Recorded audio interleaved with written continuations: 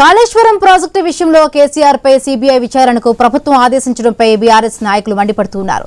అసలు కాంగ్రెస్ సర్కారుపైనే విచారణ జరపాలన్నారు ఆ పార్టీ నేత ఆర్ఎస్ ప్రవీణ్ కుమార్. యూరియాను బ్లాక్ మార్కెట్లో అమ్ముతున్నారని ఆరోపించారు. అమృత్ టెండర్ల కుంభకోణంపై కేటీఆర్ కేంద్ర ప్రభుత్వానికి ఫిర్యాదు చేసినా పట్టించుకోలేదని మండిపడ్డారు. డిపిఆర్ లేకుండా Kodangal Narayanpet lift irrigation scheme పై సీబీఐ విచారణ జరగాలని తెలిపారు. ఇంటిగ్రేటెడ్ స్కూల్స్ తో పాటు 600 కోట్ల కోడిగుడ్ల స్కామ్ పైన సీబీఐ విచారణకు ఆయన డిమాండ్ చేశారు. తెలంగాణ సంపదను రేవంత్ రెడ్డి ఏపీకి దోచిపెడుతున్నారని ప్రవీణ్ కుమార్ మండిపడ్డారు. యూరియాను బ్లాక్ మార్కెట్లో అమ్ముతున్న కాంగ్రెస్ బీజేపీ నాయకుల మీద సిబిఐ ఎంక్వైరీ చేయాలి.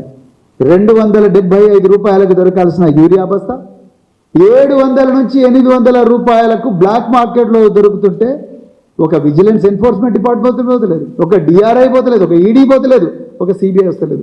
దాని మీద నీకు దమ్ముంటే సిబిఐ ఎంక్వైరీకి ఆర్డర్ చేయండి. ఇంటిగ్రేటెడ్ రెసిడెన్షియల్ స్కూల్స్ అని చెప్పి 12,000 కోట్ల ప్రాజెక్ట్ అని చెప్పి ఇంతవరకు 10 ఇంచుల భూమి కూడా తవ్వకుండా పేద ప్రజలను మోసం చేసిన దాని మీద సిబిఐ ఎంక్వైరీ జరగాలి.